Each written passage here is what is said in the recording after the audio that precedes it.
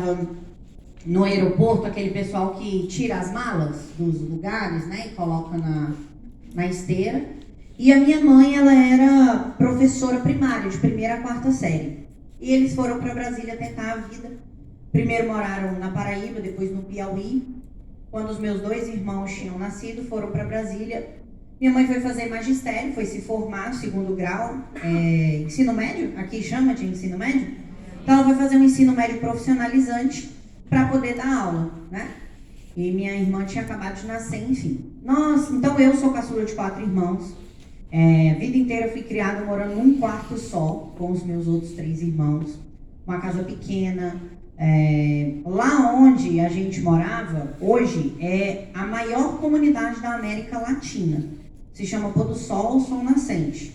Não é exatamente nesse lugar, mas há alguns metros. É porque foi crescendo muito, né? A comunidade foi crescendo muito. Então eu não tive asfalto quando eu era pequena, estudei a vida inteira em escola pública. Venho realmente de uma origem muito humilde. Meu pai e minha mãe sempre trabalharam muito para nada nunca faltar pra gente. E de fato, nada nunca faltou. Eu não posso dizer para vocês que eu usava roupa de marca porque isso não acontecia. Que eu estudava em escola particular porque isso não acontecia. Eu fui ter minha primeira boneca, eu tinha 5 anos de idade. E não foram meus pais que me deram. Mas nunca faltou pra gente comida, né? Nunca passamos fome, nem necessidade, nem roupa, esse tipo de coisa. Eu lembro que eu ficava na fila da época de campanha política, né, que podia ainda, de deputados para poder receber material escolar, para economizar, porque realmente o dinheiro era muito suado. A vida inteira eu estudei em escola pública. Brasília é bem longe do mar, meu sonho era conhecer o mar, eu queria muito conhecer o mar, mas era muito longe, a gente não tinha condições de viajar, até que certo dia eu vi lá no Globo Repórter Globo Repórter é aquele que passa na sexta-feira, né? Ainda passa? Passa ainda? Passa. Eu vi lá o núcleo de biologia marinha na Espanha e eu amava o mar e eu botei na minha cabeça, uma criança de 9 anos botou na cabeça que ia trabalhar naquele lugar. Porque aquele lugar era o mar. E como eu queria conhecer o mar, eu ia trabalhar lá. O que precisava? Minha mãe falou, você tem que falar outra língua, você tem que falar espanhol. Não dá pra você ir para esse lugar se você falar espanhol. Isso é do outro lado do mundo. Você vai precisar fazer faculdade. Faculdade é caro. Minha mãe falando pra mim. Você não fala espanhol. Não dá, a gente não consegue viajar nem aqui pra dentro, imagina pra fora. Mas eu era uma criança. Criança não tem limite, criança sonha. E eu não acreditei na minha mãe. Eu falei, ela não sabe do que ela tá falando. Criança sonha. E eu falei, mãe, de que precisa? Ela falou, você precisa estudar espanhol. Eu falei, pois eu vou aprender a falar esse idioma aí. Não, mas é caro, eu não consigo pagar uma escola. Eu falei, não tem escola pública? Ela falou, tem, mas é muito difícil entrar. As pessoas precisam dormir na fila para conseguir uma vaga. Eu falei, pois eu vou dormir. Dormi na fila, consegui a vaga para poder estudar espanhol. Queria, mas você precisa pagar a sua faculdade. Tá bom, o que eu preciso para pagar a minha faculdade? Precisa trabalhar. E vai trabalhar de quê? As 2 referências que eu tinha na minha casa. Meu pai, depois de sair do aeroporto, foi ser camelô, feirante. Então eu tinha a referência que meu pai trabalhava por conta própria e minha mãe era professora. E aí então eu fui fazer magistério para poder dar aula, ganhar meu dinheirinho para pagar minha faculdade, mas eu já era uma empreendedora ali na escola. Então eu já vendia as coisas também na escola, vendia a minha consultoria, ela chamava cola na hora da prova. Desde adolescente eu já era empreendedora. Te passo a cola, R$10. E se você quiser que eu faça a sua prova, né? A gente troca a prova, era R$30. Tinha gente que pagava para ter mais segurança. Eu fazia reforço escolar, eu me virava. Eu tinha meu dinheiro. Desde pequenininha eu já comprava minhas coisas. Acho que meu pai dava R$10 lá de mesada pra gente, eu já juntava de um mês pro outro. Porque eu queria comprar uma sandália da Headley. Teve isso aqui no Rio de Janeiro? Eita, vocês são velhos igual eu, hein? Tudo balançando a cabeça. Eu queria aquela sandália, mas ela era muito cara. Meus pais, o que eu usava, gente, na época da escola era conga. Quem aqui usou conga? Que chute! Azul, daquele que era dado pra gente. Hã? O Bamba? É tudo a mesma coisa, gente. Tudo genérico. eu sabia que eu tinha que fazer minha própria grana. Então, eu, já com 10 anos de idade, entrei no curso de espanhol público. Com 14 anos de idade, eu comecei a trabalhar mesmo, mas eu já era empreendedora na escola. E, se eu não me engano, com 14 anos de idade, porque eu sempre fui 1 ano e meio adiantada, eu entrei no magistério para poder fazer magistério e bancar a minha faculdade. E assim foi. Com 15 anos, eu me apaixonei pelo computador, por computadores. Eu sou na época do BOL, daquele fazer... para poder conectar. Você não é dessa época, não? Escada. Você é dessa época que eu sei. E aí, gente, era o que dava. E eu era muito fuçadora. Meus pais não tinham condições de assinar o BOL, eu pegava o BOL, né? B-O-L. Eu pegava a senha de um amigo, fazia lá já as gambiarras já. Meu pai travava o computador, o telefone, para não gastar a ligação, eu ligava em código Morse. Eu era terrível. Mas por quê? Porque eu queria estudar computação, me apaixonei pela computação. Com 15 anos, meu pai falou, ó, a gente pode fazer uma festinha, com muito esforço. Eu falei, não, eu quero um computador. E meu pai, então, fez muito esforço para comprar para mim um computador. 8 GB de memória. Um compacto pesado. Memória não, 8 GB de HD. Então, com 15 anos, me apaixonei pela computação. Não desisti dos meus sonhos, mas já não queria mais ir para a Espanha fazer biologia marinha. Fui, então, pagar minha faculdade de computação. Com 16 anos, entro na faculdade de computação, já dava aula nessa época, já dava aula de alfabetização de jovens e adultos, tinha entrado numa bolsa da escola para poder pagar a faculdade. Então, eu dava monitoria no laboratório de computação e tinha uma turminha de senhorzinhos mesmo, 70 anos, 75 anos. Você imagina, eu com 16 anos, alfabetizando pessoas de 60, 65, 70 anos. Mas era o que eu fazia porque meus pais não podiam pagar a faculdade. Na fila da faculdade, eu avisto um rapaz. Falo, gostei daquele cara. E aí ele me avistou também. Nós fizemos ali olho no olho.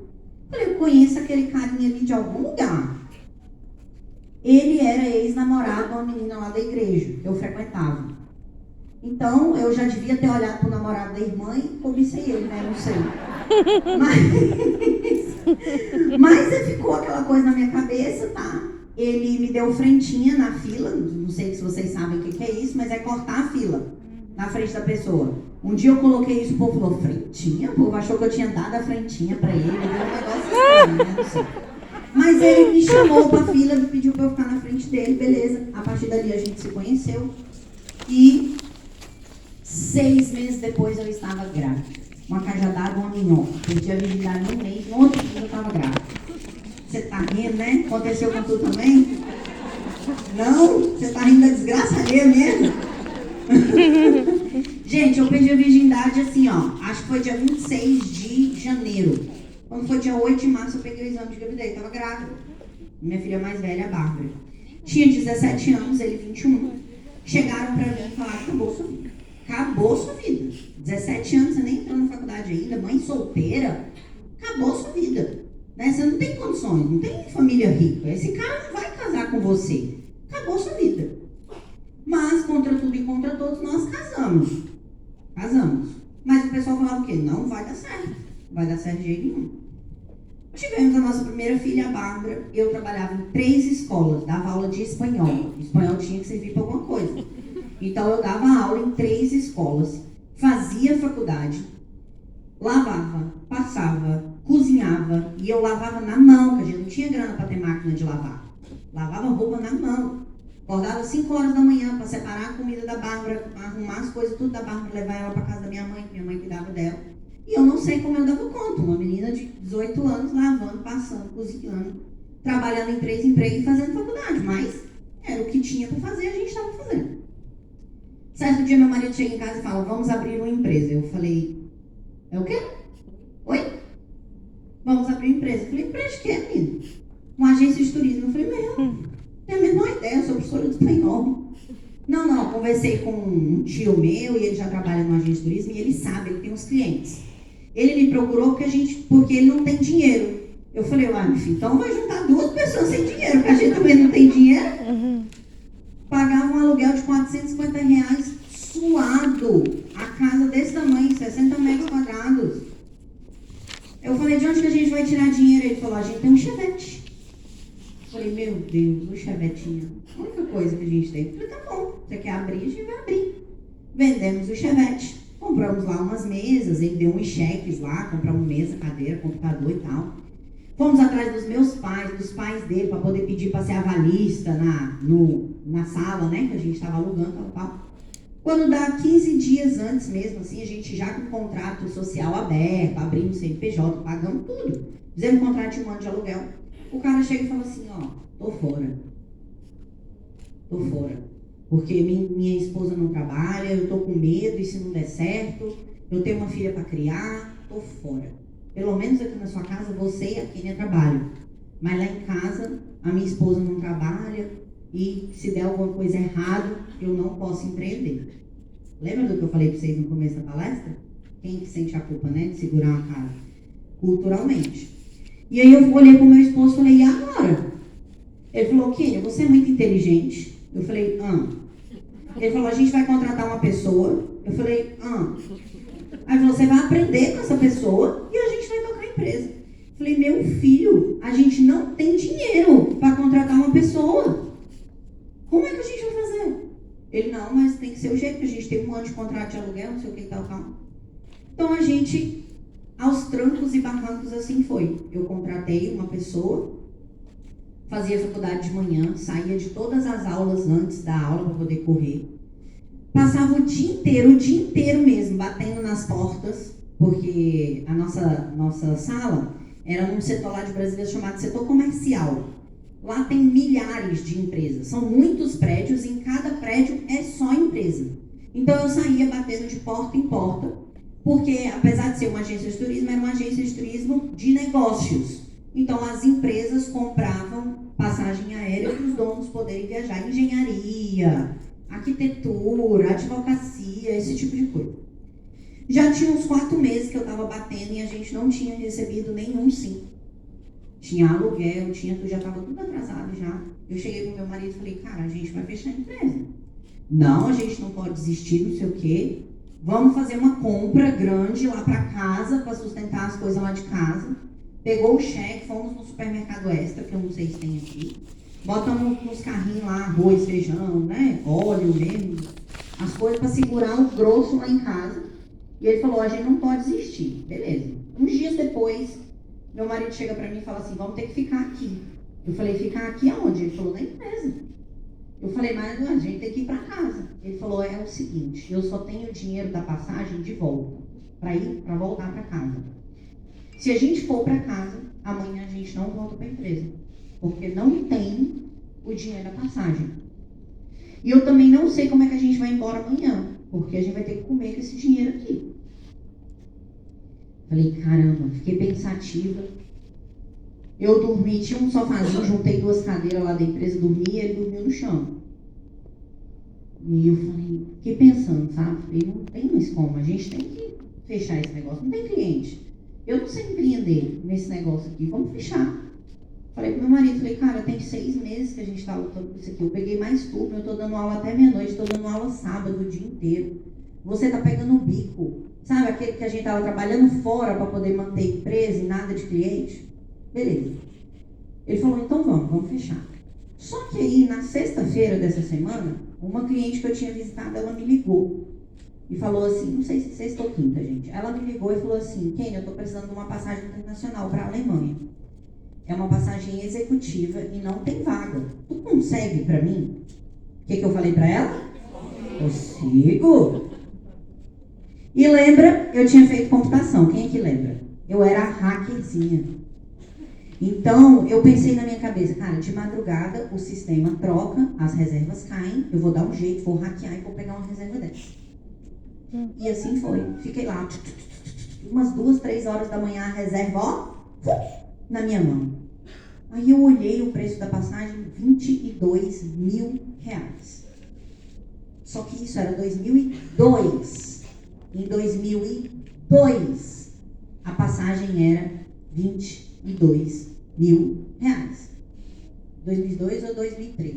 Acho que 2003. R$22 mil. Eu falei, eu acho que eu peguei a passagem errada. Mas foi a única que tinha vindo. No outro dia, liguei para ela, falei assim, consegui a passagem. Ela falou, quanto? Eu falei, 22 mil. Ela, que ótimo. Eu falei, ué, então tá tudo certo. Porque era executiva para Düsseldorf, na Alemanha, é caro mesmo, gente. Uma passagem executiva hoje, por exemplo, para Dubai, é R$130 mil. Eu sei, algumas olharam aí e tal, mas há quem pague, tá? Só vou falar isso para vocês. Inclusive, eu, assim que eu puder, pode ter certeza. Tá? Graças a Deus, hoje eu já posso, mas não tenho ainda essa vontade. Enfim. Mas beleza, a mulher lá emitiu, ganhei R$2.200 de comissão. Aqueles R$2.200 de comissão bancavam os 3 meses da empresa. Essa advocacia continuou pedindo passagem, daqui a pouco outros clientes também pediram, e assim a gente foi fazendo. Ou seja, eu bati nas portas uns 4, 5, 6 meses. Não tinha recebido um sim. Quem já me conhece sabe que eu chego toda bonita, banco a mó, com salto agulha aqui e tal, mas começou a doer, eu tiro mesmo, tá? É porque ou eu dou a palestra ou eu fico com o pé doendo. Então, vou tirar aqui, dá nada, né? Todo mundo de casa. Vocês se importam não, né? Não. Tá certo. E aí, falei lá com o meu esposo, falei, agora o negócio tá andando. Os clientes estão vindo. Sabe, eu comparo essa parte da minha jornada com um alpinista quando ele está subindo uma montanha. Quando o topo está chegando, é a parte mais difícil. Você só vê neblina, o ar fica rarefeito, você pensa em desistir, sua comida já acabou, seu fôlego já acabou. A maioria das pessoas que subiram com você, elas desistiram, elas ficaram para trás. Você acha que você vai morrer, o que você quer fazer? Você quer descer de volta. Só que quando chega nessa fase, que eu não sei se você está nessa fase da sua vida ou do seu negócio, é porque o topo está bem pertinho. Aguenta só mais um pouco, que as coisas para você vão melhorar. Foi assim que aconteceu. A gente queria desistir daquele negócio. Só que o cliente chegou, outros clientes foram chegando, muitos clientes foram chegando, a empresa foi crescendo, nós mudamos de lugar. Eu comecei a atender clientes corporativos bem maiores, instituições internacionais, organismos internacionais, governo federal.